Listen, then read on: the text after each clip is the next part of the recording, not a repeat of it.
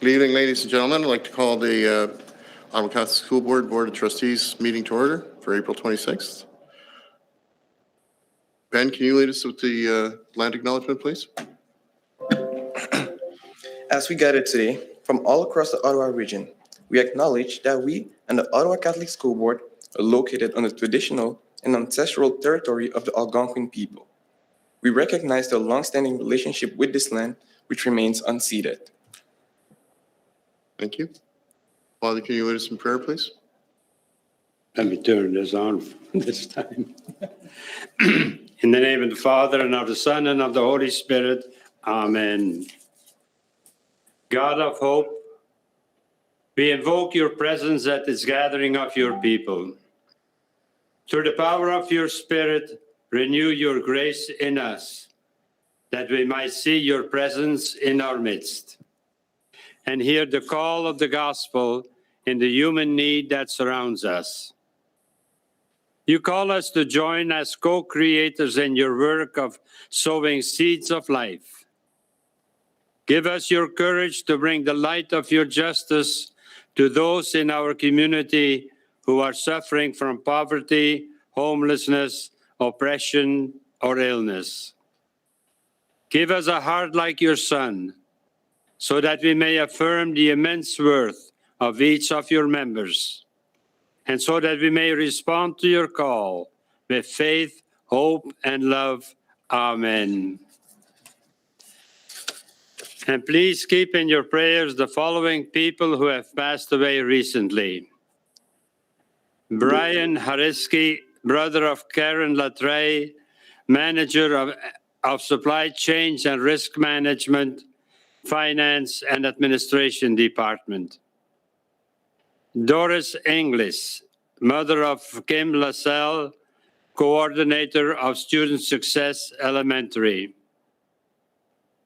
Dennis Jackson, father of Deborah Jackson, teacher at St. Benedict, and father-in-law of Joanne Jackson, teacher at St. Stephen's School, and father-in-law of Veronica Jackson, teacher at St. Elizabeth School.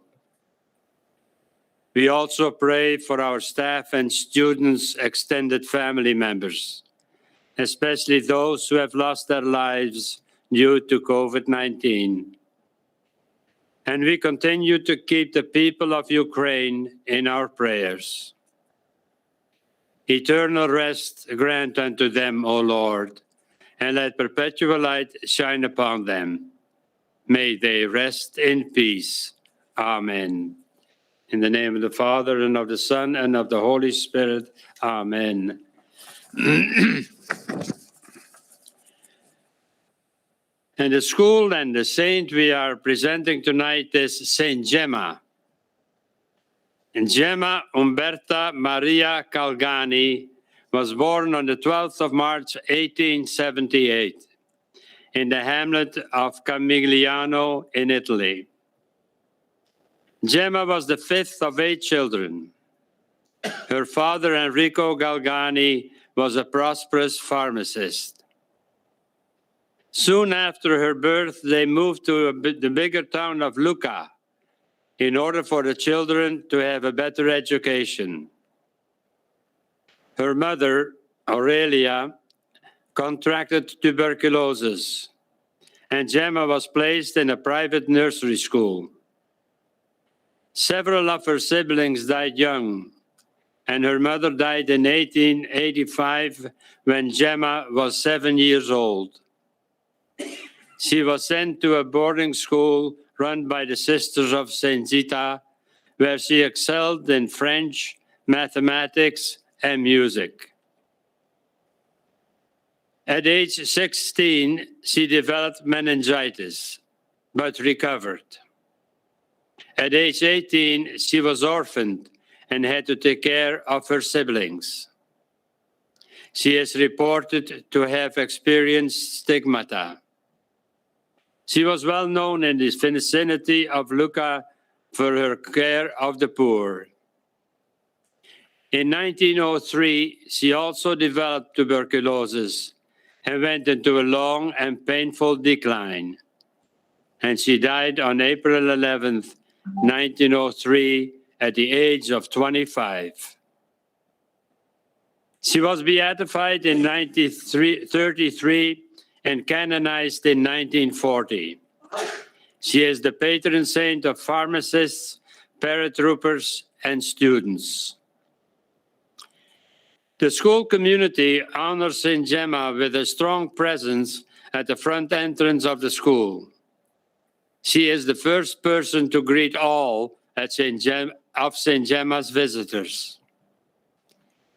In addition to asking St. Gemma to pray for them each morning at their monthly St. Gemma Showcase assemblies, the entire school community seek the intercession of St. Gemma so they may use their talents and abilities to become the person God has created them to be.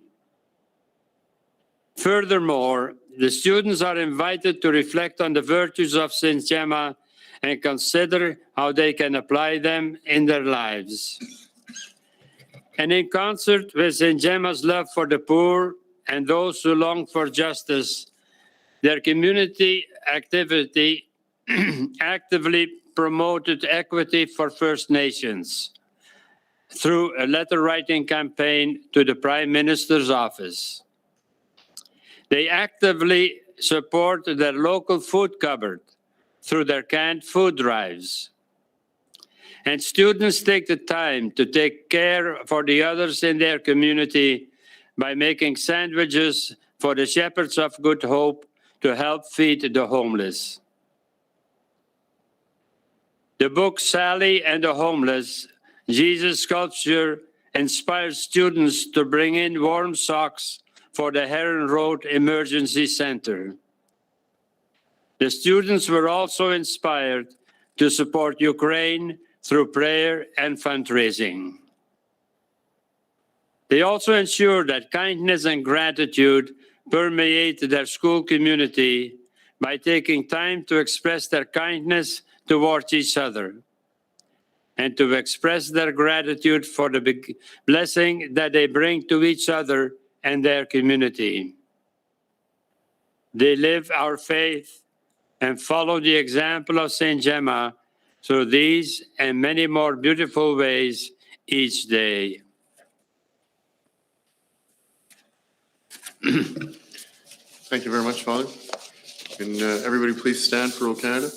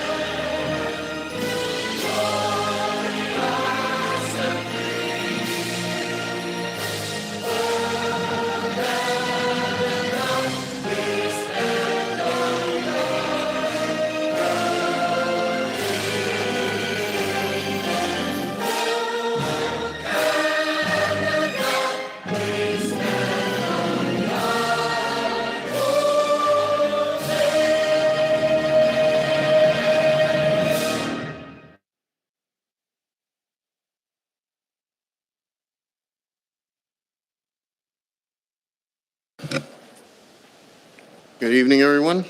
Special welcome to Ben, first meeting in the boardroom.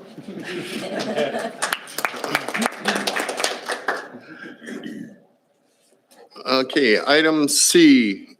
We have no delegations, no public session. Can I get a mover for the approval of the agenda, please? Trustee Moore and Trustee Warren. That the agenda for the regular board meeting of April 26, 2022 be approved as presented. All in favor? Opposed? Carried. School Student Department Profile, memo from the Superintendent of Continuing and Community Education, re St. Nicholas Adult High School and St. Lawrence College Partnership. Welcome, John McGee and Desiree. Welcome. So good evening, Mr. Chair, and it certainly is a pleasure to be here this evening with Principal Murphy from St. Nicholas Adult School, as well as Ms. Desiree Imish from St. Lawrence College. This evening's presentation is regarding a very unique partnership, which truly exemplifies how we strive to be community as well as to be innovative. This program supports our adult learners as they transition from the academic program to the workplace. So I will now turn it over to Ms. Imish to begin the presentation. Sorry, Mr. Murphy, you're just muted.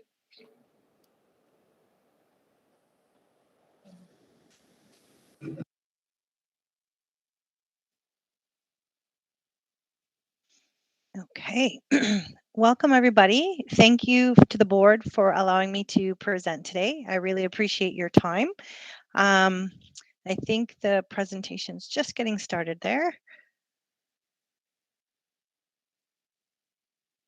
Perfect. Wonderful. So again, thank you for your time, and we'll just move on actually to the next slide. So I'm with St. Lawrence College Employment Services in Ottawa, and this program is funded by the provincial government. More specifically, it's the Ministry of Training and Labor and Skills Development. So it's a provincially funded program, and it's designed to help everybody who's a job seeker. So anyone that's looking for work, you have your regular stuff, job search and all that kind of wonderful goodness, but there's also other programs we help the learners with as well. We help them with career transition planning, labor market information. There's even retraining where the government will pay up to $10,000 for tuition and books so that people can go back to school as well. And if we can go to the next slide, please. So the teachers and the principal at St. Nicholas Adult High School identified a really important gap where a lot of students the adult learners were coming forward and looking for that next step or that bridge, because at St. Nicholas Adult High School, they have amazing programs, but they needed that next step to bridge them to employment. And so with this program, we identified this gaps, and I'm actually on site every Tuesday, and we've added Thursdays to assist students, because what's happening is a lot of the teachers will refer them to the 11 Employment Ontario centers across the city, but there were some issues. Transportation, language issues, or getting lost in the system. So it's immediate service when I'm on site. They don't have to wait to meet or speak to someone, or if they have a question or a resume or an interview coming up, they get immediate services right away. If we can go to the next slide, please. And for this one, really for the reputation of the school, it's amazing, because this is the first time. Imagine when we were all in high school, we never had an opportunity. We had our career counselors, they were great, the guidance counselors, but we never had someone who could actually sit with us and say, I'm going to pick up the phone right now and we're going to get you an interview, or we're going to get you a job right now. We're going to concentrate on that. So it's really unique in that all the learners at the school have access to employment services immediately and right away. So thank you for your time. And I think, Dawn, you're up. I think you're muted, Dawn.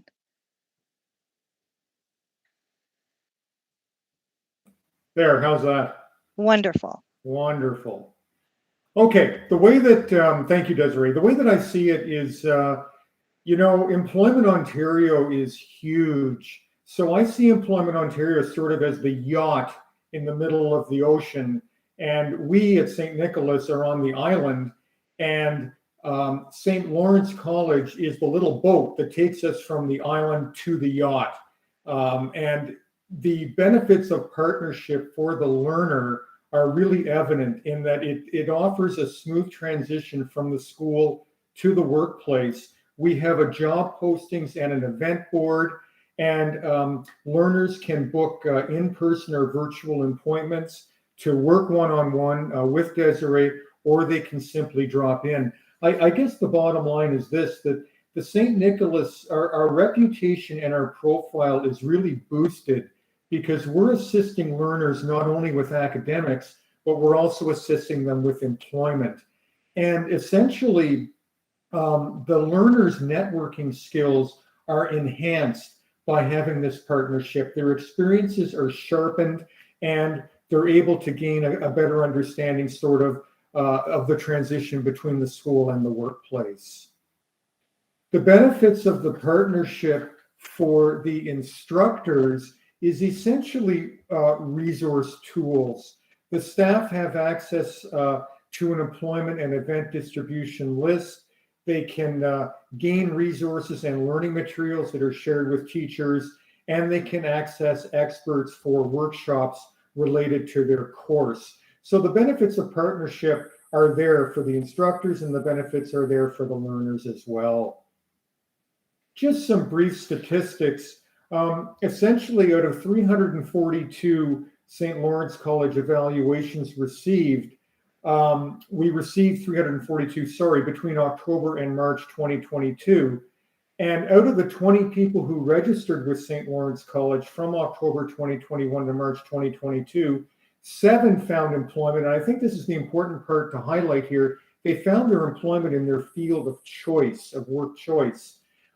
6 are still actively job searching with the employment consultant at St. Lawrence College. 5 we've lost contact with, which we strive to gain contact, but sometimes we do lose contact, and for one reason or another. Certainly it has been a challenge with COVID, that's for sure. 1's unable to find work, and we're still assisting, and 1 has begun another continuing education program. Just a brief success story.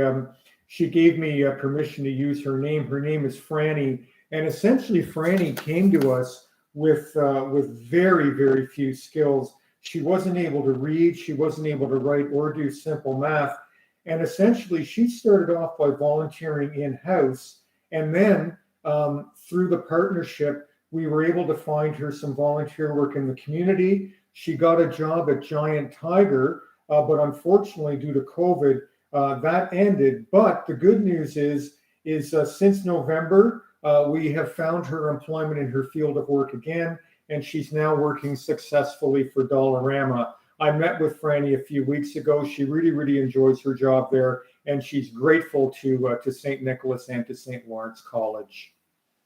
So, Mr. Chair, I thank you for giving Desiree and I the time to go over this partnership with you and with the trustees. And certainly at this point, we will gladly entertain any questions. Thank you very much for your presentation.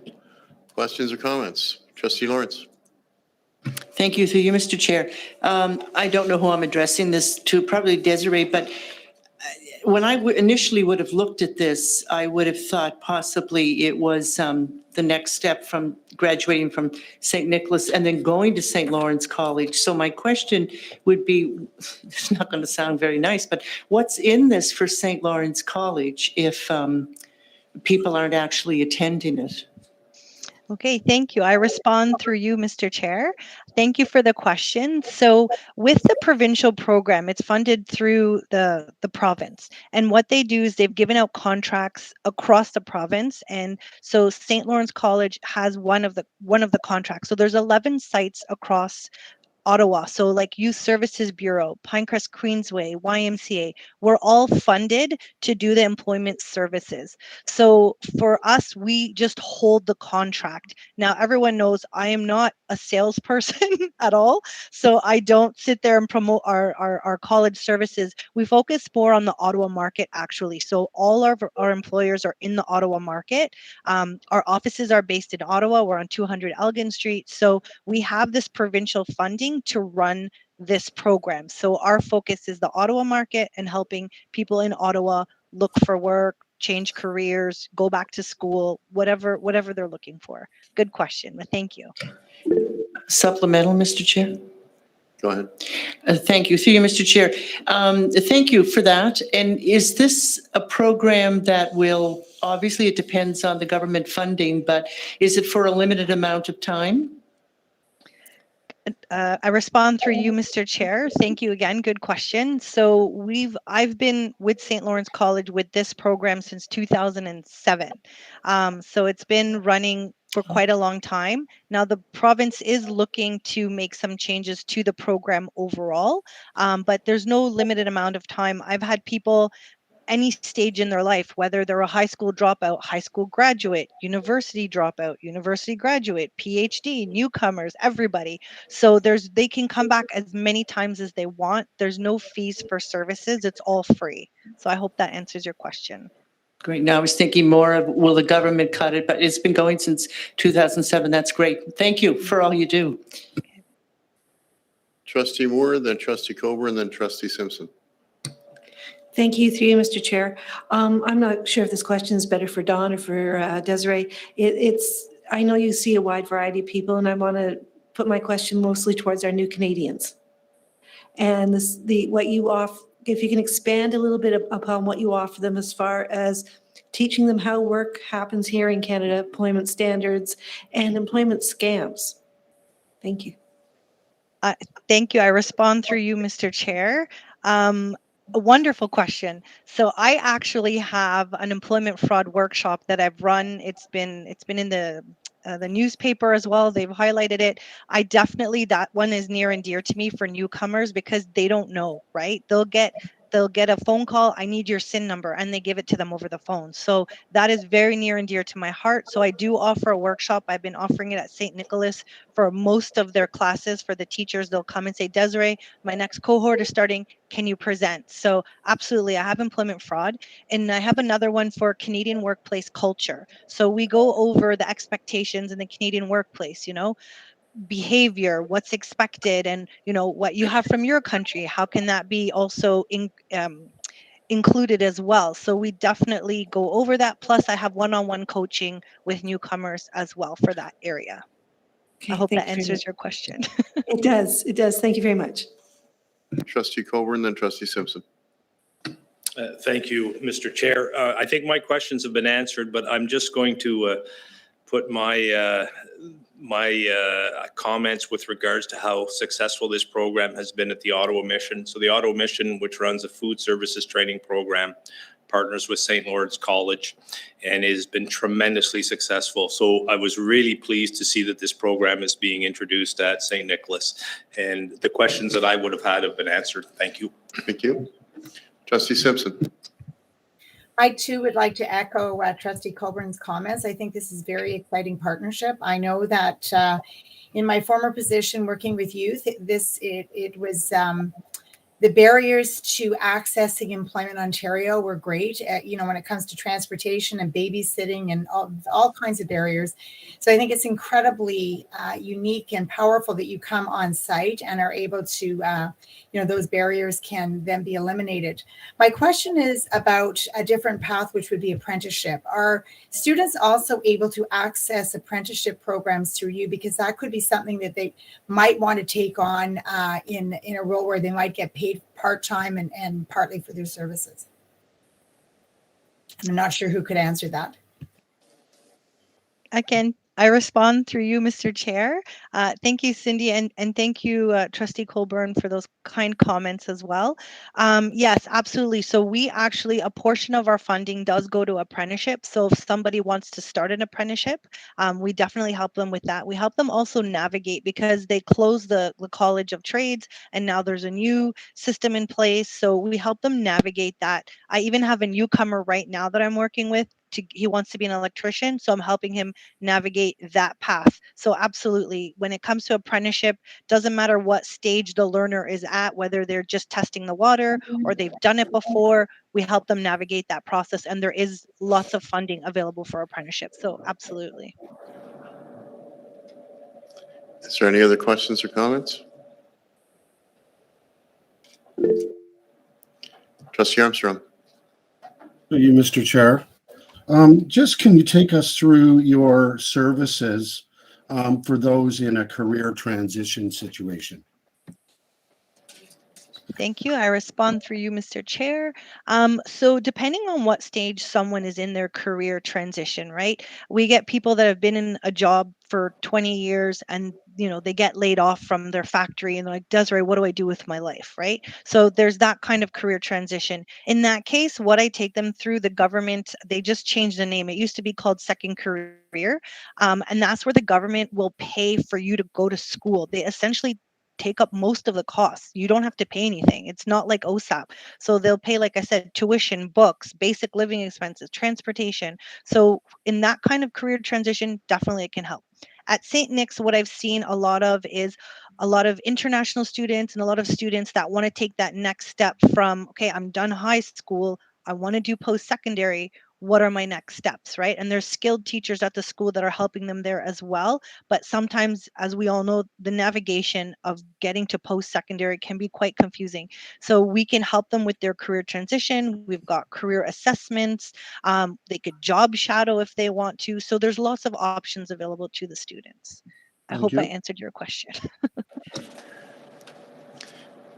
Is there any other questions or comments? Seeing none, thank you very much for your presentation. Can I have a mover, please? Trustee Lawrence and Trustee Simpson? That the memorandum from the Superintendent of Continuing and Community Education dated April 20th, 2022, entitled St. Nicholas and St. Lawrence College Partnership be received. All in favor? Opposed? Carried. Item G, declarations of conflict of interest. Seeing none. Confirmation of minutes of the regular board meeting of April 12th, 2022. Can I have a mover, please? Trustee Coburn, seconded by Trustee Armstrong.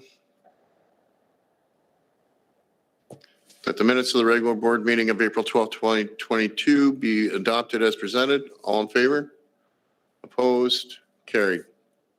There's no unfinished business from previous meetings. There's no trustee motions.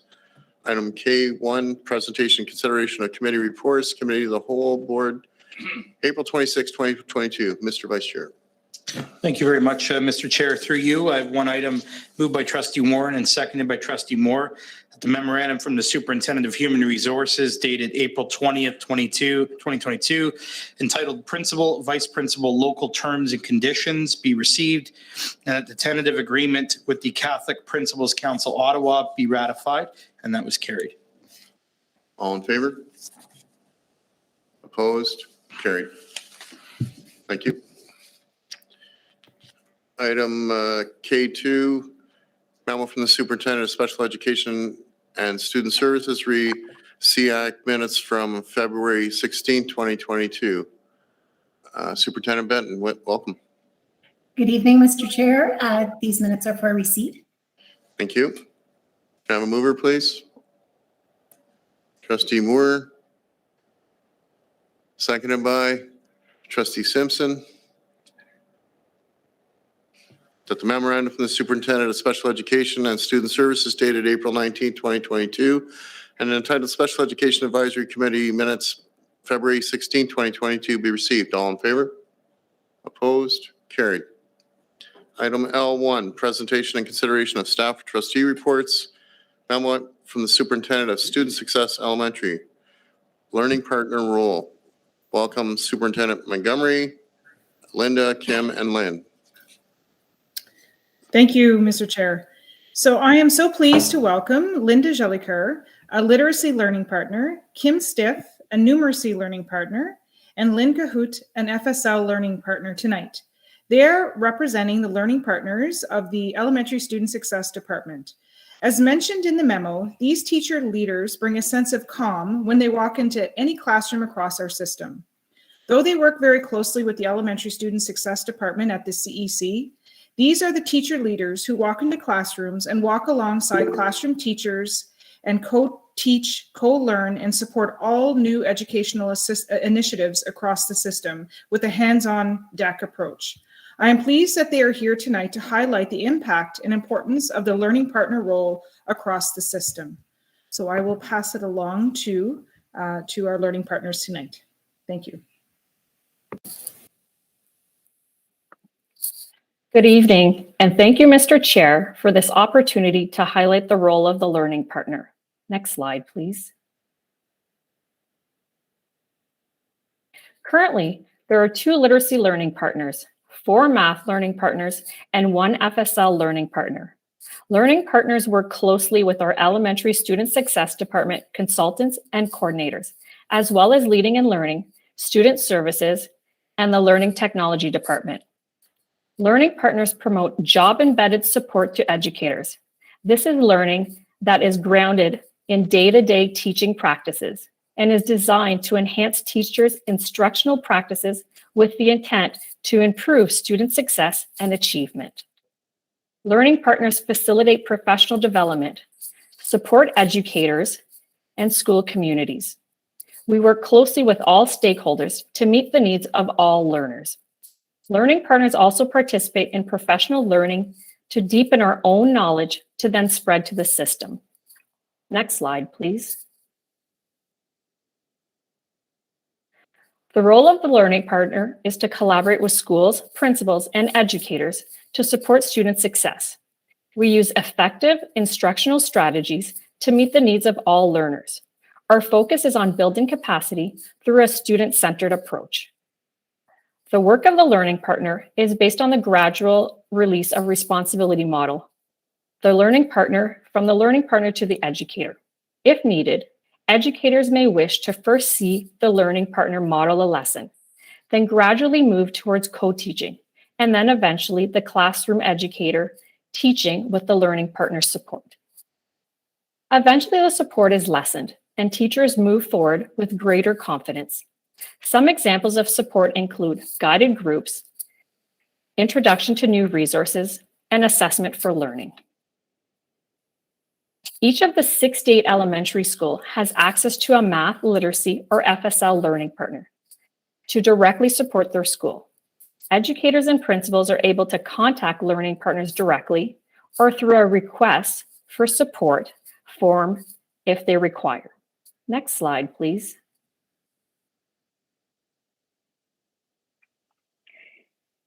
It is the role of the learning partners to work directly with the consultants of their respective departments to assist in the implementation of Board and Ontario Ministry of Education initiatives. The learning partners assist by collaborating with school teams to support the specific needs and goals of schools, ensuring awareness of school resources and supporting their implementation, facilitating professional development sessions within the schools, such as lunch and learns, staff meetings, and PLCs, and at the board level, networks, workshops, and leading and learning journey sessions. Lastly, designing learning resources and support material for the system. Next slide, please. The literacy learning partner support is based on whether the school has been identified as an intense or moderate support school. All other schools receive support by submitting a request. Currently, the literacy learning partners support 19 schools regularly. Some schools are weekly, while others are bi-weekly or monthly. The literacy learning partners support educators in literacy practices around early intervention in kindergarten to grade 2. We support classroom teachers and resource teachers with the implementation of reading intervention programs at every tier. Literacy learning partners model pedagogical practices that leverage digital tools to engage students in rich tasks that foster deep learning. We also support educators with the use of implementation of digital resources and other classroom materials available in the schools. Learning partners support the board to implement their goals and initiative. This is accomplished by mentoring, coaching, examining students' work, and embedding professional learning during real-time instruction. Next slide, please. As math learning partners, we are also assigned schools to support. As per ministry designation, some schools receive weekly or bi-weekly ongoing support throughout the year. At the beginning of the year, all educators are made aware of this support that is available to them. Teachers and principals are able to contact us as well at any time with questions, concerns, or to book us to come into their school or classroom. Often as the year goes by, needs are identified or changed either at the educator level or the student level, and we are always there to support this. This poster, although it's a little bit small, maybe hard to see, highlights for educators some of the possible areas of focus or interest, such as differentiation, understanding, and the use of new math resources, or effective instructional practices, and gives an overview of how we can support them. This poster was given to each teacher at the beginning of the school year. Like literacy and FSL learning partners, much of our support is classroom embedded, working directly with educators and students, but we also develop and or facilitate professional learning opportunities for whole group or small groups within a school as well. We do spend time planning lessons, developing learning sessions, and designing resources for staff and schools. We are able to come together about once a week with our team to collaborate and deepen our own learning as well. Next slide, please.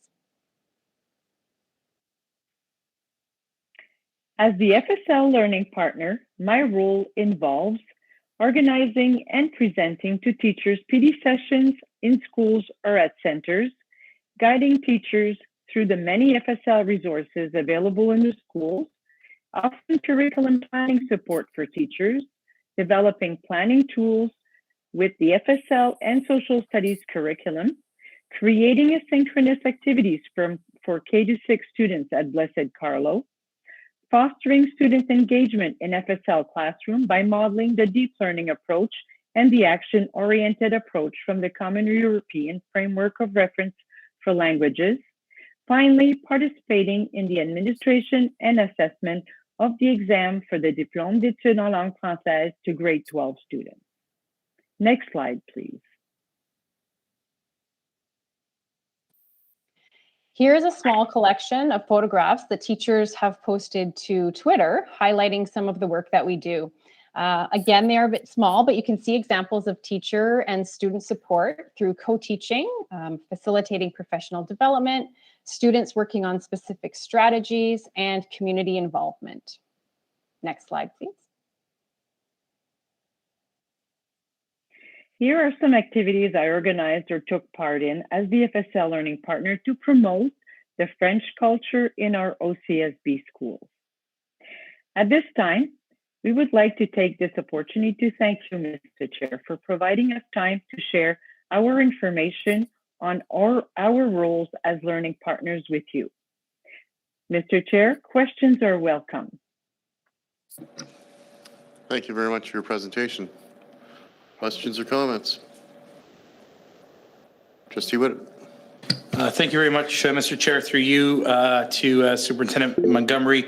Just commenting the question, very glad to see that we are supporting our virtual school and that Blessed Carlo is getting the same level of support as all of our bricks and mortar schools. The question I have is extra support for children's support schools. So I know that we've got access for every school who needs it, but do we prioritize some of that access for our higher needs schools, or are there additional resources to support them when needed?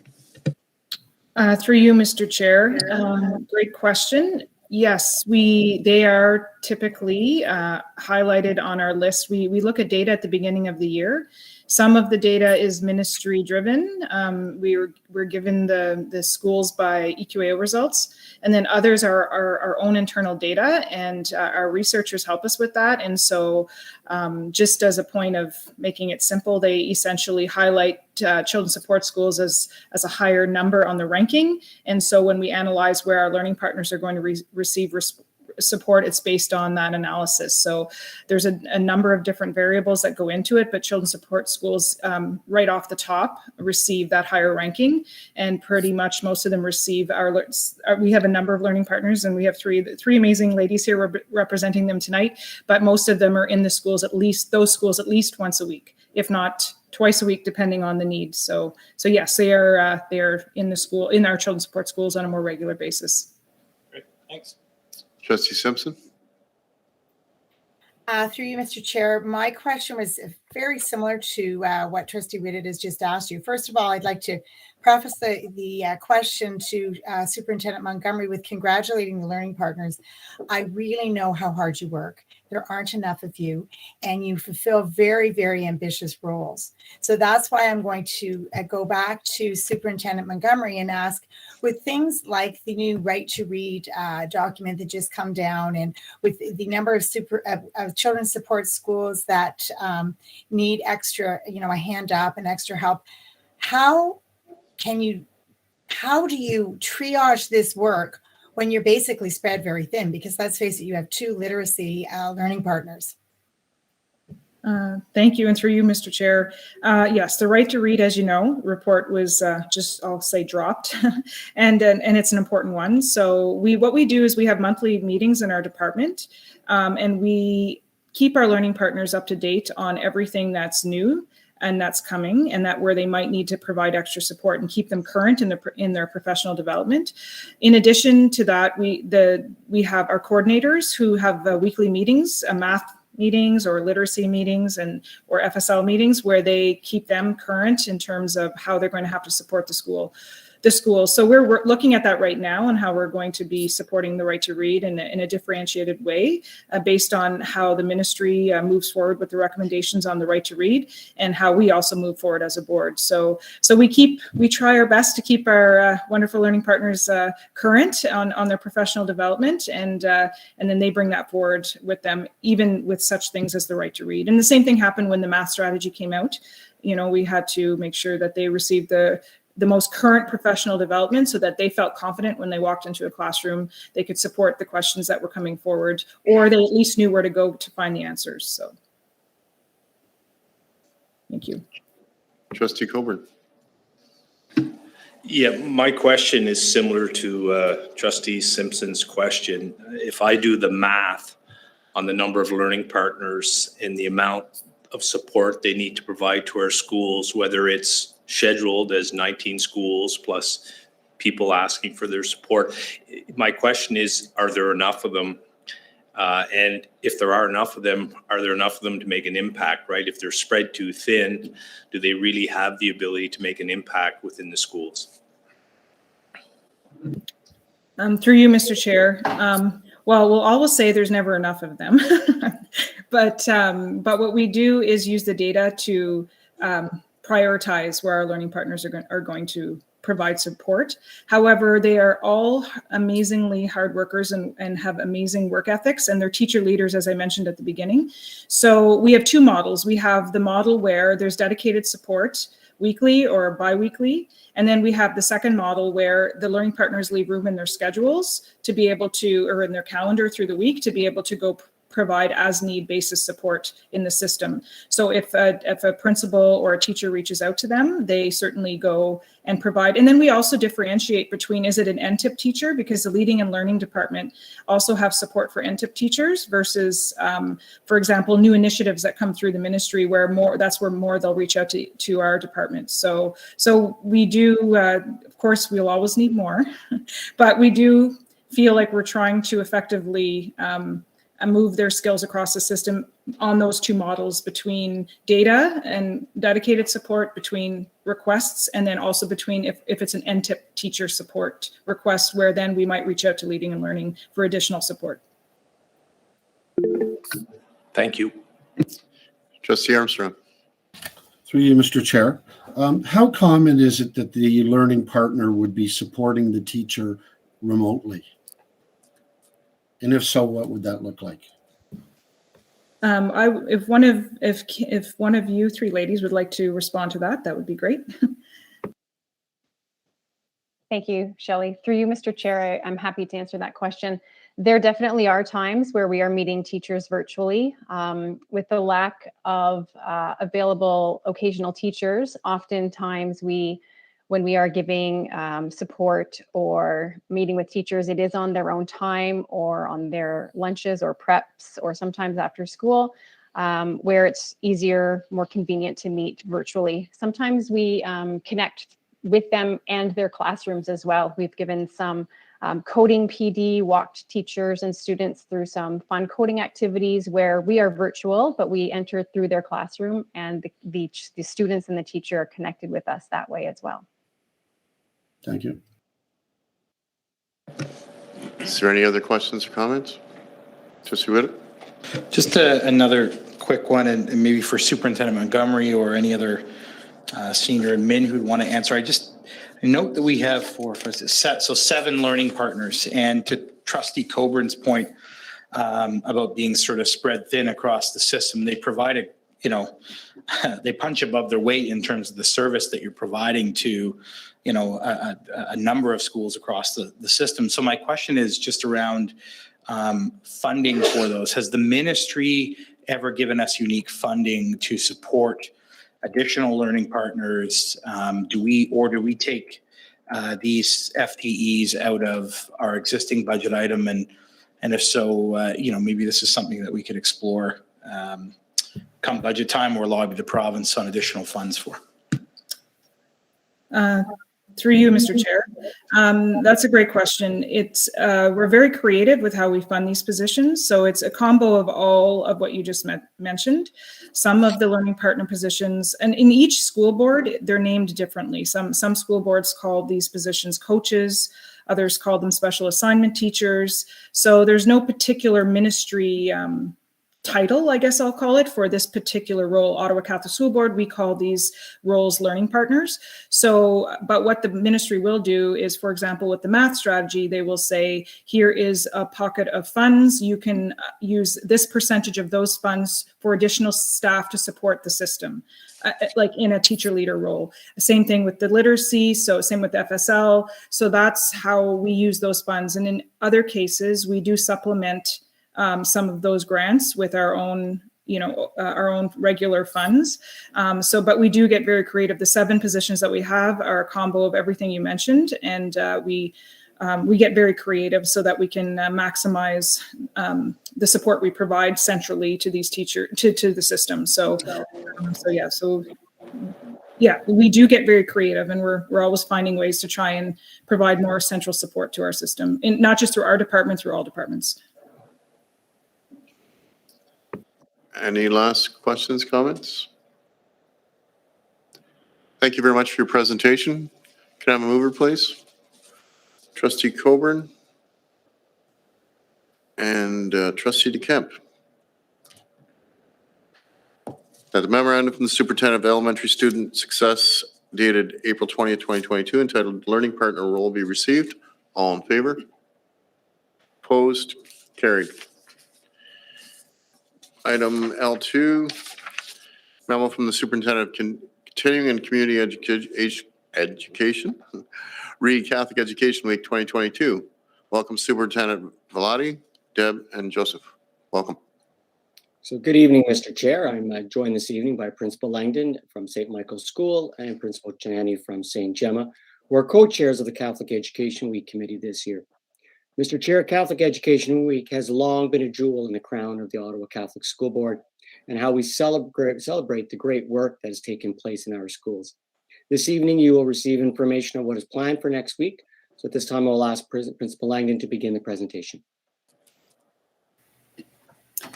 Mr. Chair, my name is Deborah Langdon, and together with my colleague, Joe Chinani, it is our honor to be the co-chairs of this year's Catholic Education Week Committee. Together with Superintendent Velati, it is a pleasure to be here this evening and to share with you the events and activities that have been organized for Catholic Education Week 2022. This very special week begins this coming Sunday, May 1st, and runs through until Friday, May 6th. During this week, we have the opportunity to not only highlight, but celebrate what makes Catholic education both resilient and distinct, particularly at the Ottawa Catholic School Board. This week and all of the events are a testament to the vibrant and flourishing entity that is Catholic Education Week in our schools, in our school board, and our community. Next slide, please. The theme for this year's Catholic Education Week is Rebuild, Renew, Restore Together. It aligns beautifully and authentically with our spiritual theme of gratitude. As we emerge from the stresses and hardships of the global pandemic, we are calling upon the strength of our faith to show resilience and to get back to the beauty of living that we are blessed with. And we are grateful to have this foundation to lean on. This theme speaks to who we are as a Catholic community, a community that is built on the faith that sustains us. We use this gift from our God to come together and support one another. As we share this call with our students and our communities, we celebrate the resilience that is born out of true faith. We demonstrate the compassion and love that each of us so truly needs in these difficult times. We are continuing to call upon our strength and creativity as Catholic colleagues to re-envision what this week can be for our staff, for our students, and for our larger community. While some school communities will welcome community to in-person events, others will take a more cautious approach. It is this resilience and compassion, born of our faith, that we wish to share and highlight with our communities. The theme of rebuild, renew, restore, together in gratitude, and the daily sub-themes are a wonderful canvas to do so. Mr. Chair, there are a number of activities taking place over the week. A Catholic Education Week at-a-glance document has been created to showcase events and assist staff in planning. Each day we invite our staff, students, and families to pray a special daily prayer that is uniquely linked to the sub-theme of the day. A call to worship provides a thoughtful reflection that will spark discussion and learning. A special activity is provided to allow communities to share their learning and faith through Twitter using the hashtag OCSB Gratitude and CathEd Week. Our Catholic Education Week Mass is a highlight of our annual celebrations, and it is with much excitement that we gather in person on Tuesday, May 3rd. As we have in the past, we will recognize deserving Director of Education Award recipients. The Mass and award ceremony will be followed by a reception. Also, our Catholic Education Week Mass collection will be directed to Katira Native Ministries. Daily arts events have been planned for students in kindergarten to grade 12, including a virtual dance showcase. And we are very excited to share with you that for the first time, we have developmental education and life skills classes who have submitted a dance routine. And this speaks to the board's commitment to equity and inclusive model. Coupled with all these events, schools are welcome to personalize events as they suit their individual communities. The Ontario Catholic School Trustees Association has provided a resource containing prayers, lessons, liturgies, and activities that staff can use. This has been supplemented with additional resources prepared by the Catholic Education Week Committee. We are also recognizing that this week is Mental Health Week, and a resource document is provided for staff to use. Mr. Chair, new this year, we have prepared prayer cards. Each school principal has received 2 bundles of 100 cards to be shared with the school's local parish, as well as the principal or staff parishes. With these prayer cards, there is an explanatory note to request the prayers of our larger community for Catholic education. And these cards are not specifically for Catholic Education Week, but rather welcome prayerful support throughout the year. Like any initiative, an event such as Catholic Education Week does not happen without the hard work, initiative, and creativity of many people. Under the leadership of Superintendent Vellotti, we have a committee of 12 members who have come together to plan and organize, demonstrating through their dedication their commitment to Catholic education. We would also be remiss if we did not take time to recognize the support of the OCSB Communications Department and the OCSB Religion Department, who have spent many hours supporting our team and providing a polished and cohesive look to our planning.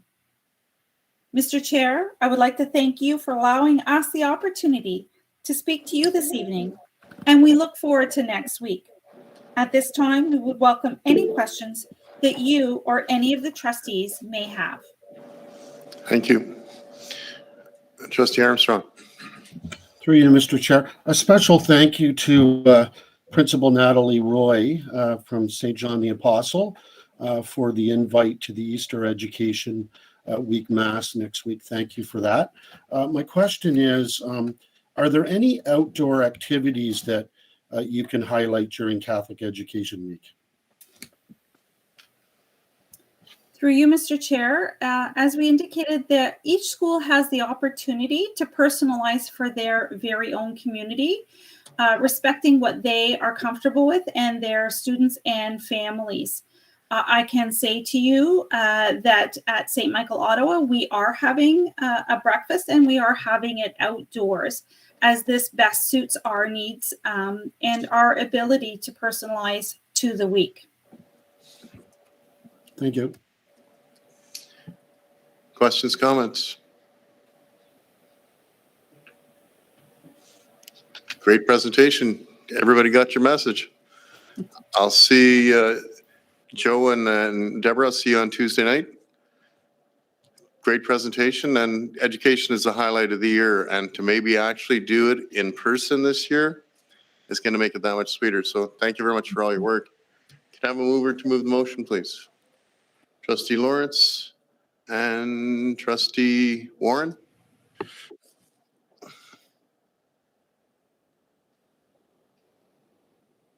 The memorandum from the Superintendent of Continuing and Community Education dated April 20th, 2022, entitled Catholic Education Week 2022 be received. All in favor? Opposed? Carried. Thank you.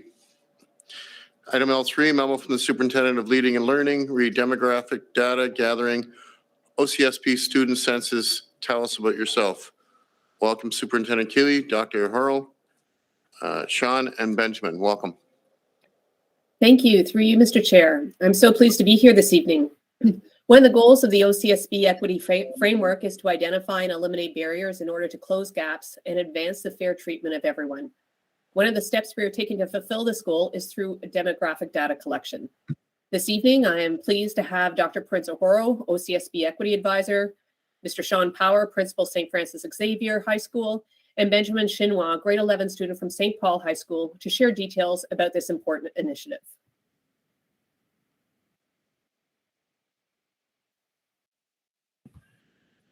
Through you, Mr. Chair, we want to thank the trustees, Director of Education, Associate Director of Education, superintendents, and members of the public for an opportunity to do a presentation of the OCSB Student Census 2022.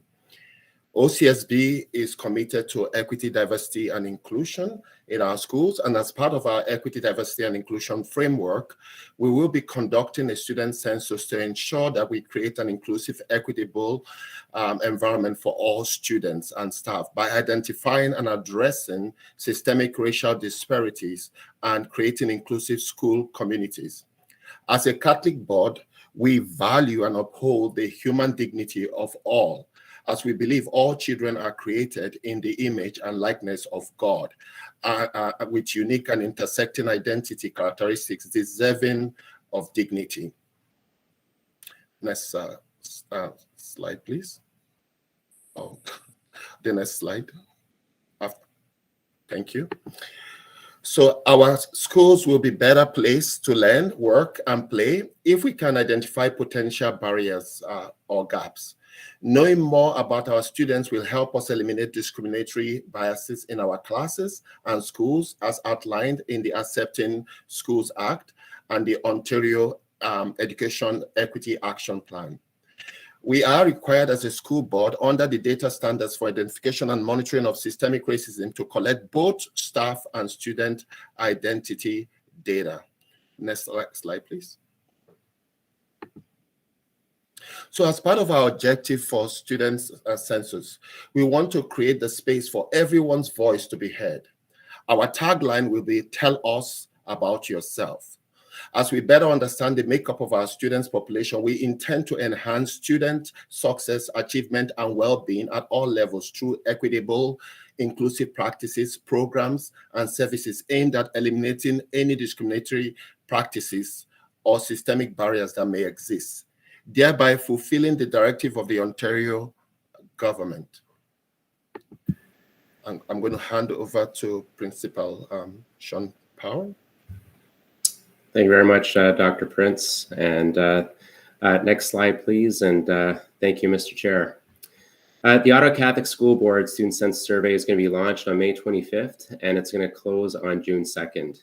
Our student census goes well beyond the 4 mandatory areas, the anti-racism data standards, which include Indigenous identity, racial background, ethnicity, cultural origins, and religion.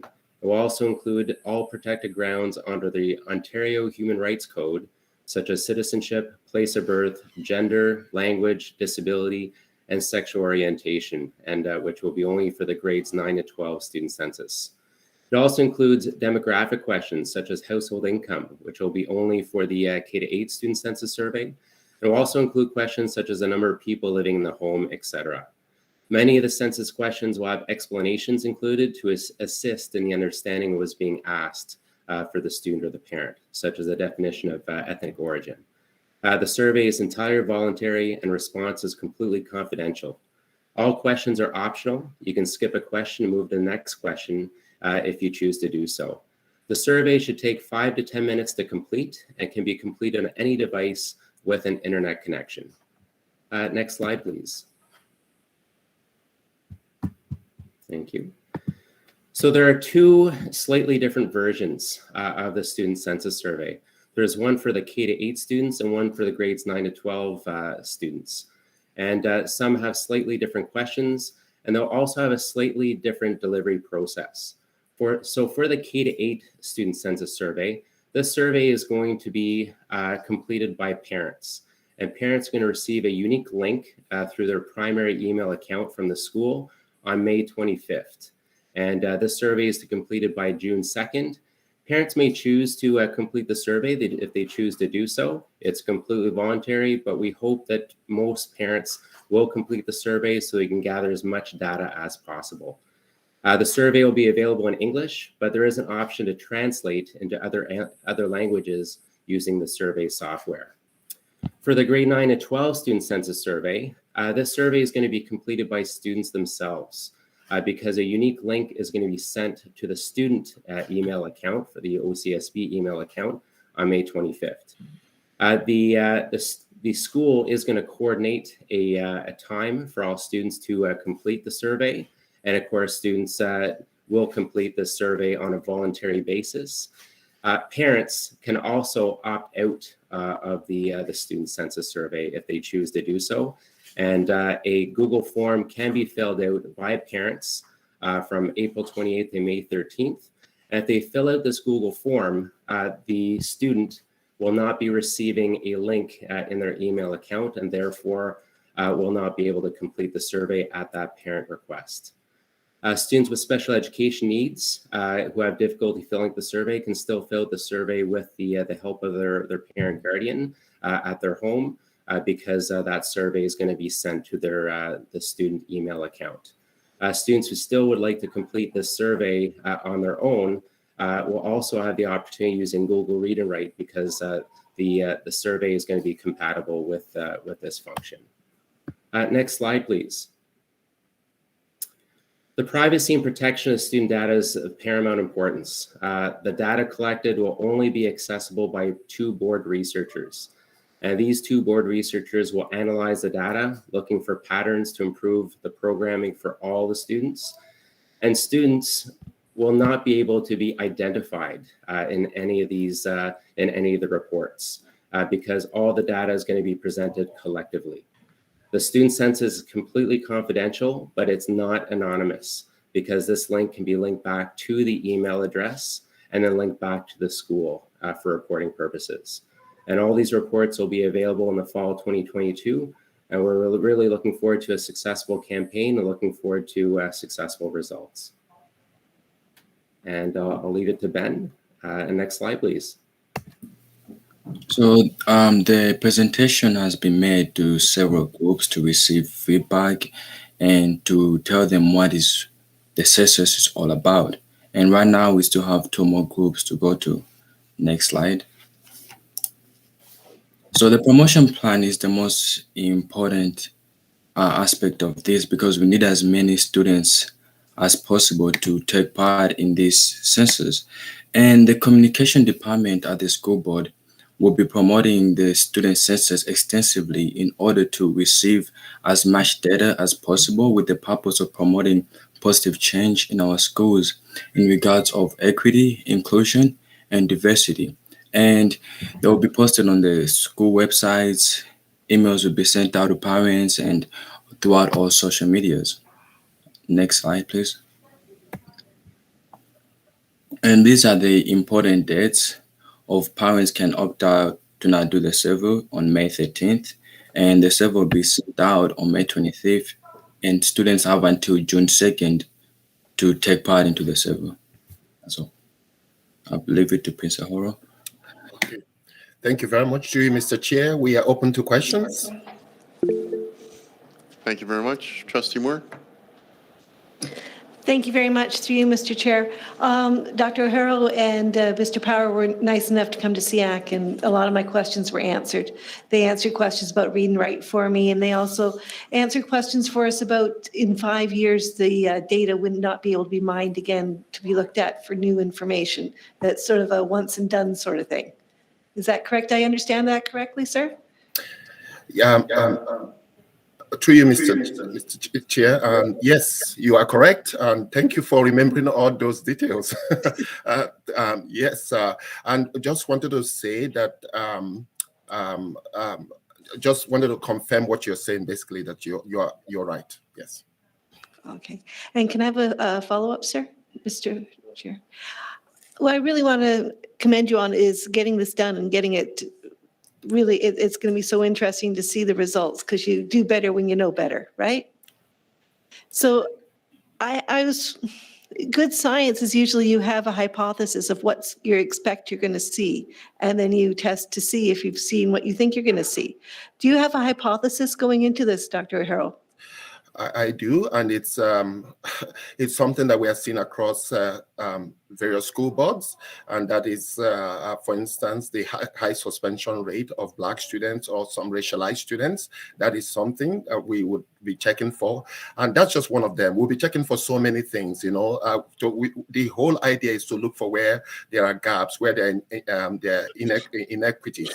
The idea is to find them, to help us to reshape our policies to be able to address it. I think that's what everybody's hoping that this would happen, that will be the outcome of this. We want to basically take the information we're getting to improve our school board. I know we are committed as a school board to diversity inclusion. We are committed to equity, and hopefully this is where we are moving with in terms of the data, that we'll be able to take all this information and basically make our schools more welcoming for our students and increase that sense of belonging and well-being. Thank you. I look forward to improving our policies. Thanks. Trustee Simpson, Warren, then Armstrong. My question is concerning the possible inherent barrier that might be caused when we have no paper copies for K-8 students, because there is a possibility that in some areas of the city, especially families that can't afford internet service or internet connectivity, will not be able to take part in the survey. Are we going to, do we have a plan B for any parent that wants to complete a survey and isn't able to at home?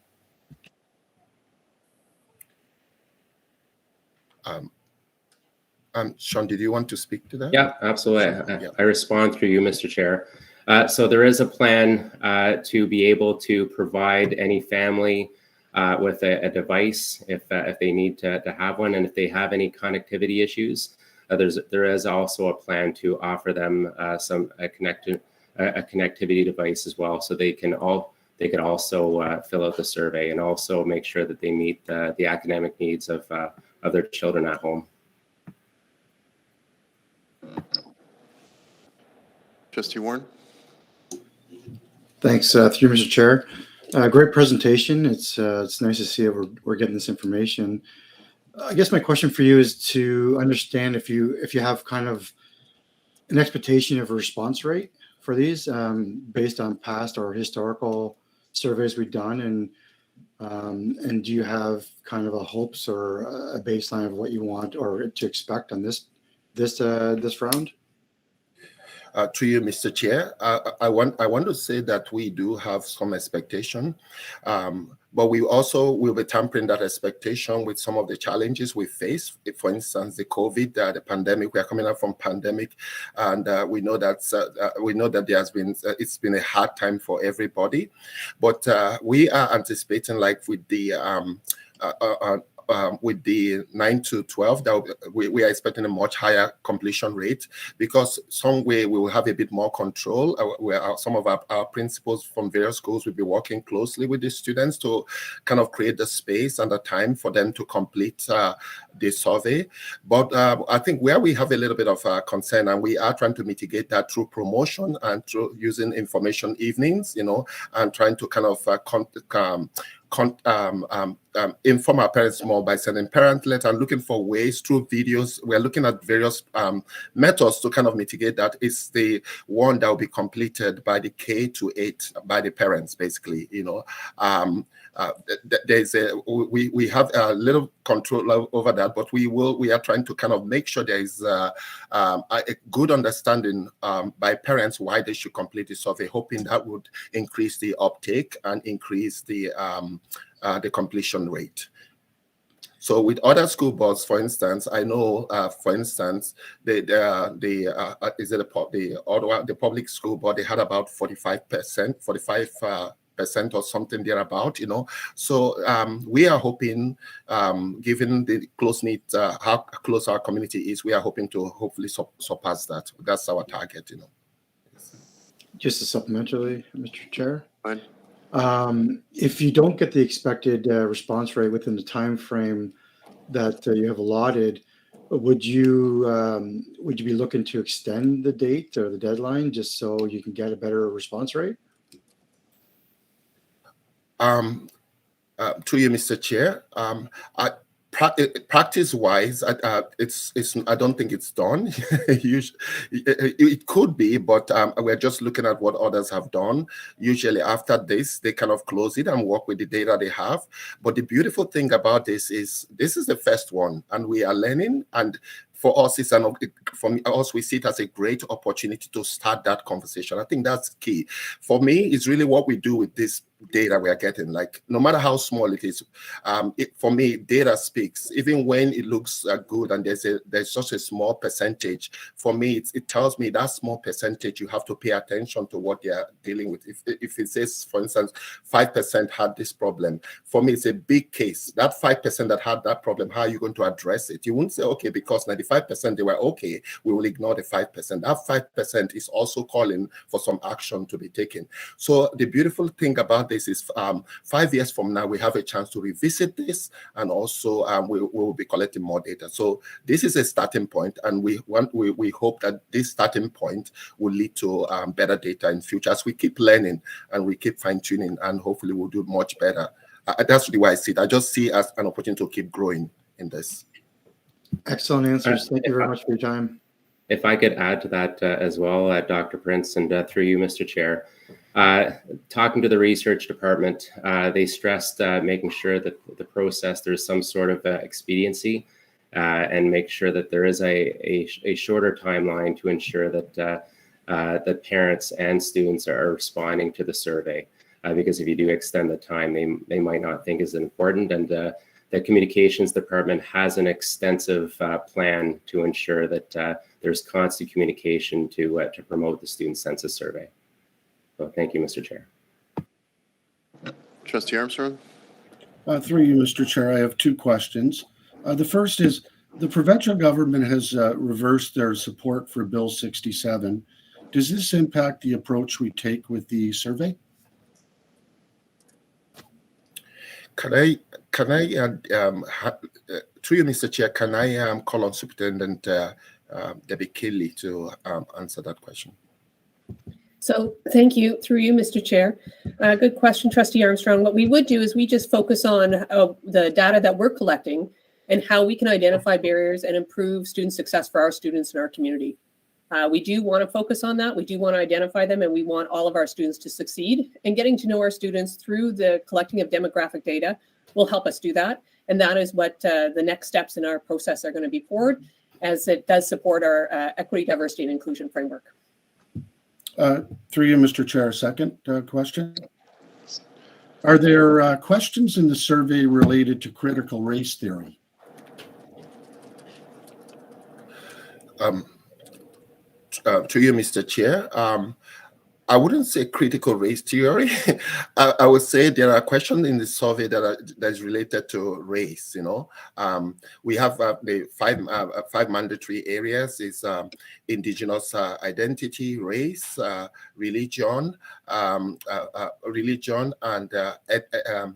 ethnicity. Actually, four mandatory areas. Those are the four mandatory areas, and all the other areas are around the they're around the prohibited grounds, for which we must not discriminate at all, around the Ontario Human Rights Code. So critical race theory, I would say no. Thank you for that. Yeah. Trustee Simpson, then Trustee Whitted. First of all, I failed to compliment you on this important work that's being done with my first question. I'm very excited at the prospect of getting as much data as we can so that we can look at it and try and figure out in what areas that we need to have more stress. Would it be possible for families? I am concerned that we're going to reach all families, particularly some of our new Canadians that possibly don't have the ability to fill out the survey. Would it be possible for there to be some kind of a device available at school so that if parents drop into the school and drop their child off in the morning, they could just pop in and at the office maybe get a little bit of help from someone to fill out the survey? Through you, Mr. Chair, that's a great suggestion, and we would definitely make sure that any family that needs assistance with this, that there would be a device available to them in the office, and again, if they need some connectivity device for their home, that also will be available to them as well. If I could add on to through you, Mr. Chair, if I could add on to that, as we are also including within the K-8 survey an ability to change language, like a switch from English to other languages. So we have about 16 languages right now included that will be going out on the software. So parents that do not speak English well or not comfortable working with English could switch to a language of their choice, including the major languages. Trustee Whitted. Thank you, Mr. Chair. Through you, two questions. Just one about to Superintendent Kili. Can you walk us through a little bit how, once the data is collected, I understand that it informs our equity framework and the programming and the investments we make in equity. Can you walk us through how we unpack that data, what the next steps are, how it gets applied, the lens it gets applied through to make decisions around sort of programming and resources in the system? And the second part to that is, we send this data to the ministry, and it's a mandatory collection through legislation, but do we have a sense of how sort of they use it and how it's compiled amongst other school boards and then used to, ostensibly provide funding to boards to address inequity? Through you, Mr. Chair, good question. So let's start with this. So the survey is from May 25th to June 2nd, and we want to encourage as many families to complete the survey as possible so we do get to know as much as possible about our students through that survey. From there, our two researchers will be diligently working with the data throughout the summer, and we'll be presenting some of their research findings on aggregate, so as a whole, from different factors through to you as a Board of Trustees at some point, as well as senior executive. From there, based on the findings, we would look at our equity framework as well as some of our other guiding policies and frameworks that we have, and different superintendents would be tasked with helping to identify the barriers and creating plans to navigate those barriers and make sure that we have a success plan in place for students. And again, it's a long haul. It's not something that's going to come out one day and everything's going to be fixed the next day. It's about discussion and about ensuring that we do have a plan in place, and then checking in on that plan to make sure the impacts that the barriers that we're trying to tear down are being impacted, and that student success is the one being promoted. With regards to the ministry, there is a new equity plan, board improvement and equity plan piece that the information will be forthcoming out in the fall, and we'll have more information about that at that time. There's been no direction as far as funding or any of those kinds of things linked to this. It is a request that the boards do start collecting this data. We have it in our plans to collect anyway. It's good for our students, it's good for our board, and it's good to get to know the families that we have. So really the goals are about gathering the data and getting as much of it as possible, and then having our researchers break down some of the data, identify some key areas, and then breaking it apart as across the system so that we can identify those barriers and put plans in place. Some of them will be overlapping to ensure that our students meet with as much success as possible throughout the system. I hope that answers your question. Yeah. Thank you. Is there any other questions or comments?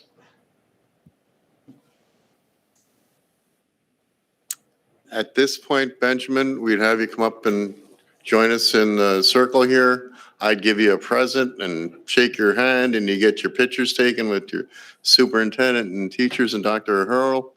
Unfortunately, we can't do that tonight with you being virtual.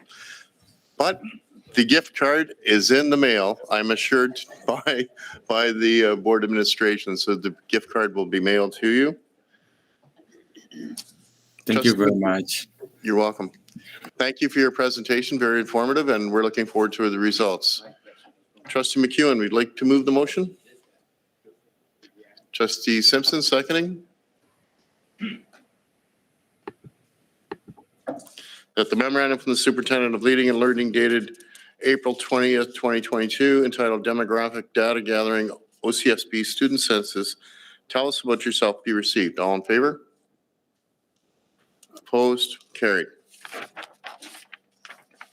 Item L4, memo to the superintendent of planning facilities re-award contract of the new Fernbank Elementary School.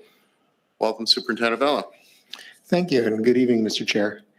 It's my pleasure to bring forward our memo to award the contract to construct the new Fernbank Elementary School. As you may recall, our board has been approved capital priority funding for this school in Barrhaven South in October of 2020. Our construction team has been working on the designs over the past year and has finalized the building permits, site plan application, and construction documents for the new school. We have received the formal ATP, or approval to proceed, to tender from the ministry, along with budget approvals back in March of 2022. On April 14th, we received 3 compliant bids from our pre-qualified general contractors list. The bid results are shown in the report. The low bidder was Freecon Construction with a bid of $17,193,000. Freecon has plenty of experience in the institutional construction industry and has demonstrated competence on previous projects with our school board. They are currently constructing the addition to St. James that is slated to open this September of 2022.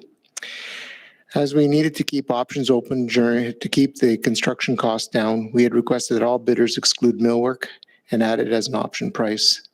We will be exercising this option as part of the award of the contract. The combined price still maintains a low bid status for the current low bidder. The architects have reviewed the bids and recommend that we award the contract to Freecon Construction in the amount of $17,443,000 plus applicable taxes.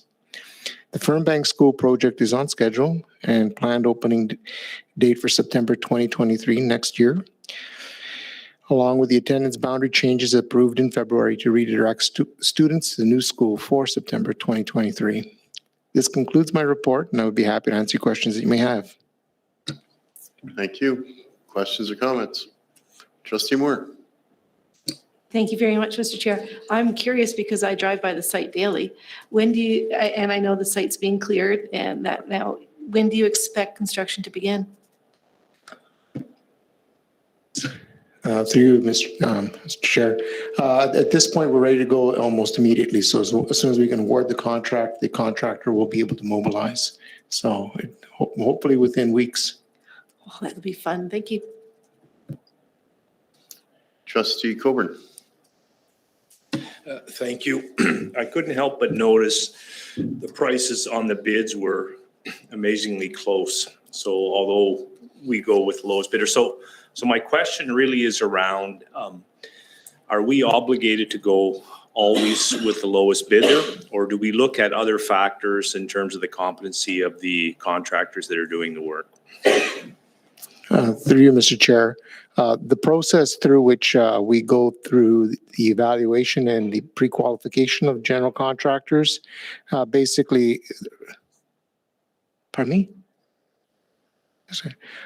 So that the pre-qualifications of general contractors vets the group that comes in. So at that point, all things being equal, every one of them is capable of doing that. So we don't really have the ability to discount or unless there's some sort of anomaly with the bid. But if it's compliant, there's a lot of case law that would require for us to offer the contract to the lowest bidder. So it would have to be very exceptional for us to discount or to exclude a low bidder. So at this point, we're very comfortable with, we only had 4 bidders invited and 3 did submit. But again, when you have a smaller number, as you can see, they all are very competitive because they want to get the job. It is a lot of work for contractors to put together a tender.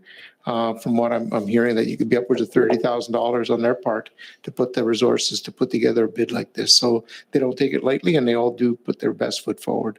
And despite and I'm rambling a bit, but despite the dollars that this is the closest of they are, this is probably the most expensive elementary school of this size we've ever built. And unfortunately, the construction market continues to increase, not only in construction but land prices too. Trustee Wood, then Trustee Warren. Thank you, Chair. Through you, Superintendent Valla, can you just remind us what the ministry funding amount was that was awarded back in 2020, and sort of how that lines up with our the tender that we've just entered into with an agreement with FreeCon, and sort of what you're seeing or anticipating with the benchmarking challenges that we're having around construction costs, kind of where we're at. Thank you, and through you, Mr. Chair. And I didn't really put the numbers in the report because, again, we can discuss it, but I didn't want to have it in writing for the sake of some of the confidentialities that are involved with the budget process.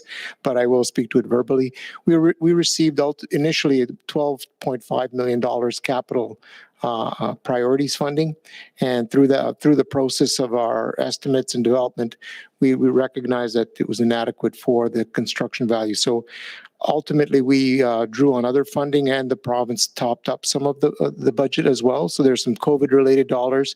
We used educational development charges, and we also used some reserves from unspent capital projects from the past to go from the $12.5 million to basically $18.2 million was our final award or approval from the ministry. So we're within that budget, but it is very tight. But we were fortunate that we were still under that total dollars that we were given by the ministry. Thank you. Just a quick supplemental. Just a comment, Superintendent Valla, we certainly hear you on the challenges around cost pressures, and we were pleased that at OCSTA on the weekend that our motion that Trustee Curry actually originally crafted, that was carried by our trustees, did pass to resolution, and is going to go forward to the ministry for consideration, so that they address the challenges around construction costs. So we're with you and supporting you and many other school boards moving forward. Trustee Warren. Thanks, through Mr. Chair. Being actively involved in the construction industry myself, I know that every day the commodity prices are rising. In the past, you could predict, what the next 6 months look like. Now we can barely predict what the week looks like. Do we have any concerns or contingency plan in regards to what happens if this gets prolonged, commodity prices go up, construction companies come back to us? Do we have something to protect us around those increases? Through you, Mr. Chair, it's a good question, Trustee Warren. There are certain safeguards that we do have, that there are performance and material bonds that come in play so that if a contractor was to become insolvent or would leave with the job, we would be able to draw on the bonding company to finish a project. But that's highly unlikely that would be the case. We've seen certainly long lead times for, let's say, mechanical equipment and some manufactured products. I think there's enough time for us to build the school in time. There are certain things that the general contractor can do with the subtrades to pre-order and firm up supply. I think that they've probably put a cushion in it just because of the fact that we know the numbers are so high this time around. So certainly there's a risk, but I think that it's been minimized at this point, and we'll work with the general contractor on making sure that the school's delivered on time. Thank you. Trustee Moore. Thank you. Trustee Warren's question made me think, it's a change in construction techniques happening now with the cost of commodities, as he said, changing so quickly. I'm seeing cement walls go up and things like that. Is there a change in techniques that we might be using this time from when we usually see a school built? Through you, Mr. Chair, that's a very good question. This project here will be what they call a tilt-up methodology, where you build your walls on the ground to lift them up, and there's been some economies. You've seen that around the city. Some of the commercial buildings have done that, and in my previous experience at the other school board as well, there have been a few projects that we had successfully completed that way. But the two schools themselves have both methodologies available, so the contractor can either use these mass walls types of manufacturing or steel's conventional superstructured. So there are opportunities to get the right materials and to find the most cost-effective way to build a school. Any further questions or comments? Thank you very much for your presentation. Moved by Trustee DeCamp, second by Trustee Moore, that the memorandum from the Superintendent of Planning and Facilities dated April 20th, 2022, entitled Award of Contract, New Fernbank Elementary School, be received, and that subject to satisfactory conclusion of certain contractual matters, the contract for construction of the Fernbank Elementary School be awarded to Freecon Construction in the amount of $17,443,000 plus applicable taxes. All in favor? Opposed? Carried. Item L5, memo from the Superintendent of Finance Administration, read 2022-2023 preliminary budget information. Welcome, Superintendent Shimmons. Thank you, Mr. Chair. Just in a recap before we go into the schedules, I'll remind you that at the March 9th board meeting, we presented a memo that detailed the process and guidelines for budget. So within that memo, our schedule indicated that at tonight's meeting, we would begin presenting some of those budget schedules, with the remaining ones coming over the next 3 meetings. The largest component of our budget, being 80%, is the salaries and benefits, and the HR department is currently finalizing the process for these numbers. So we'll be able to present the salary and benefit portion of the budget at the May 24th meeting. Also at that meeting will be a preliminary overall budget, and including proposals for meeting budget objectives. So you recall that these budget objectives have been guided by the input received from you, the Board of Trustees, and leading up to tonight. And we'll also take into consideration the input received from our various stakeholder groups, including the March 8th public input session, or alternately via correspondence from these various groups. And finally, the remaining budget sections will be brought on June 14th, when we will also seek approval of the board for the final budget. I'm pleased to say that we were on schedule to meet these timelines. And while the pandemic continues to impact the time and the deeper analysis required for the inputs into the budget, this being our 3rd cycle through the pandemic budgets, we are becoming more adept to the process and also to what risk areas to focus on.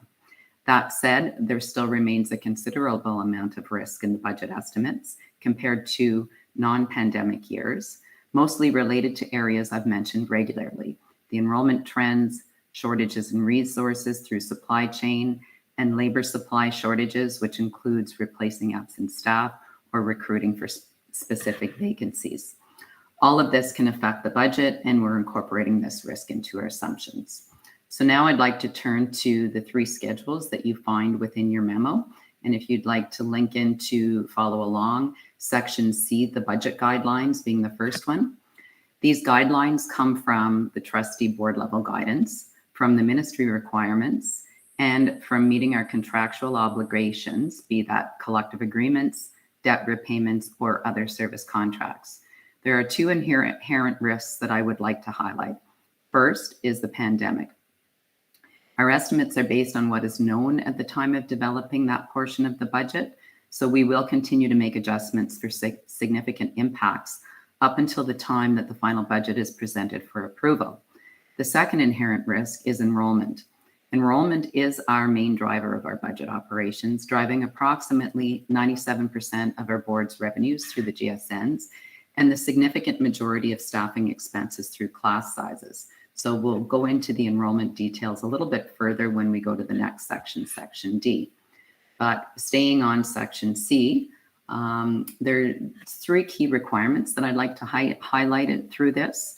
The first one is that the budget must be balanced. So we're planning for a balanced budget, but that also includes accessing up to 1% from accumulated surplus reserves to support one-time expenditures. So that is a balanced budget, and it meets the ministry compliance requirements. The second key requirement I'd like to highlight is class size. You hear me say often that 80% of our budget is salaries and benefits. Actually, 60% of it is determined by class size requirements. So that's a significant portion that are outlined under this requirements in Section C. And thirdly, the remaining envelope and other reporting requirements that you can see detailed listing within Section C makes up 20% of our budget. So 20% of our budget is enveloped through these other requirements. I won't walk through each individual one. However, I will highlight one additional one that was new this year is the supporting student mental health, and that has been added to for $600,000 for that particular envelope in 2 amounts. So one amount is $400,000 has been transferred into that envelope from the PPF grants received in the current year. And that allocation is used for mental health staffing programs and initiatives. And it's currently being used to support our mental health workers. Also included in that envelope is a brand new allocation of $215,000, which will go to as well support mental health workers and supporting student mental health. And it goes towards staffing as well as resources in that particular envelope. So going on to our next schedule, if you'd like to click into the attachment or the link for Section D, enrollment, and I will go through an overview of that briefly. On the first page, you will see a graph, and that's the macro level. And then the following pages, you'll see supporting schedules that include individual schools enrollments grouped by family in a more granular level. I'd like to point out that comparing year over year enrollments by an individual school, that there is some risk in that analysis. When you find the very last on the list, the virtual schools, you will see that the overall enrollment in the current year for both the K-12 panel in all the virtual schools is 2,200 students. For next year, that's projected to be down to 1,100 students, so a 50% drop. These 1,100 students that are returning to individual school buildings are sprinkled throughout the numbers of those individual schools. So when you're looking at those numbers, you have to remember that enrollment has shifted between all of those buildings with all those individual schools. So for that reason, I'd like to focus on the macro level and ask you to turn to the graph. The graph, when we're looking at that, you can see the increase in the FTE listed under the first 2 bars of the graph for 2018 and 2019 years, being over 1,300 students per year or 3% per year. To the next 3 bars in the post-pandemic years, an enrollment drop to 1.4%, 0.4%, and our projections for next year's budget purposes of 0.8%. So it continues to be about the impact of the pandemic at this point, and planning forward until we can get a better feel for whether this is a short-term impact or more of a longer-term trend. we continue to gather student and external data and reassess these enrollment projections. Before the pandemic, staff could more confidently rely on historic enrollment data because birth numbers, immigration levels, and the board's share of enrollment all continued to be upward trending over a 3 to 5 year window, and it was a stable trend. Over the past 2 years, however, kindergarten participation and federal immigration levels have decreased, and new municipal and provincial migration patterns have emerged. These additional layers have created a degree of uncertainty when projecting student enrollment. So the 2 years before the pandemic, we were averaging 3% growth per year. And now post-pandemic, that has dropped to under 1% per year on average. Looking at it another way, the cohort of students entering in new at JK to our system versus the size of the grade 12 classes graduating out and leaving our system, we see a reduction of over 1,000 students. Therefore, we are replacing the graduating grade 12 class leaving with 1,000 fewer students entering into junior kindergarten, which is about a 2% variance. A 2% drop equates to approximately a $10 million reduction in GSN revenues. And this has generally been replaced over the past couple of years through COVID grant funding and continues to be some replacement for the 22-23 year. In order to be fiscally prudent, we have regard for a continued uncertain environment. We are projecting a similar 0.8% increase for funding purposes for the 22-23 enrollment year for enrollment, or sorry, school year for enrollment. So then the last schedule I'd like you to refer to, and if you'd like to click into that link, is Section I, Debenture Debt Outstanding, with the details for the upcoming 5 years. This is fairly straightforward in that the board is not issuing new debt, as that is all looked after by the ministry through a capital grants model program now. So this schedule reflects debt that was issued under the old model, and so all outstanding balances will just continue to decline as we pay it down. The bad news is we won't see the end of this debt until 2041. However, the good news is the ministry fully funds the annual debt payments, principal and interest through the GSN, so it's an in and an out flow. And on that note, I would be happy to take any questions. Thank you very much for your presentation. You just said 2041, and I hope most of us are retired by that time around here. 41, 20 years. I'd be a trustee 44 years. Questions or comments? Trustee Armstrong. Through you, Mr. Chair.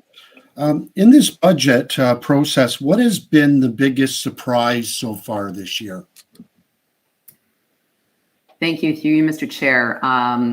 Surprise, well, after going through a few cycles of budget planning subsequent to the March 2020 pandemic, I don't know that anything in particular surprises us anymore. In actual fact, I think there are actually fewer challenges coming into planning for 22-23 in the sense of predicting. So as the pandemic and the lockdowns are starting to slow down, as we've gone through a number of reiterations of areas of risks that we have to look at, we're refining and we're knowing where to watch for those levels of risk. I think lesser of a surprise and more of a just really focusing on where our budget planning risk is. And right now that's enrollment. I like the answer. Thank you, Lisa. Mr. Coburn. Not a question, just a comment. Just thanks. This information is very good information, Lisa.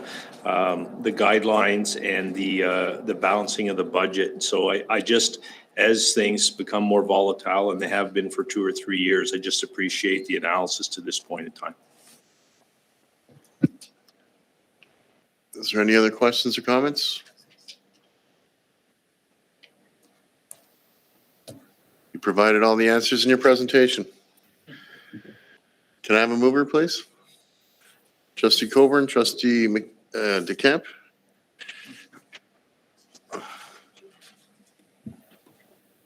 The memorandum from the Superintendent of Finance and Administration dated April 20th, 2022, entitled 2022-2023 Preliminary Budget Information and Accompanying Budget Documentation be received. All in favor? Opposed? Carried. Thank you for your presentation. New business, none. Notice of motions, none. Confirmation and action report of April 12th, 2022. Could I have a mover, please? Trustee Simpson, Trustee Moore. The action report covering the period of April 12th, 2022 be received. All in favor? Opposed? Carried. Inquiries, administrative announcements, Mr. Director. Thank you, Mr. Chair. First of all, I'd like to wish happy birthday to Trustee Spencer Warren, who's joining our meeting today on his actual birthday. So happy birthday to Trustee Warren. I'd also like to pass on congratulations to Chair Mark Mullen, who was recognized this past weekend at the Ontario Catholic School Trustee Association, OCSB, AGM, with his 25 years of service award as a Catholic trustee. So congratulations to you, Mr. Chair. Thank you. And last announcement, I'd also like to share that Chair Mullen, during the same conference, was elected by the Ontario Trustee Association as the representative for Ontario on the Canadian Catholic School Trustee Association. That's CCSTA. So he will represent all Catholic trustees across the province. So congratulations to you, Mr. Chair. Thank you again. At this time, I'd like to thank all the Ottawa Catholic School Board staff that worked on the OCSB conference. Just to let everybody know, together we raised over $6,000 for Toonies for tuition, which I was told on Saturday had broken every record that they've since we started doing this. So thank you very much to all the staff that helped, Stephanie especially. We did a great job working together and we're fruitful in our work. So thank you, and please pass along my thanks. Adjournment at 8:47. Can I have a mover, please? Trustee Lawrence and Trustee McEwen. At the regular board meeting of April 26th, 2022 be adjourned at 8:47 p.m. All in favor? Opposed? Carried. Thank you very much, ladies and gentlemen.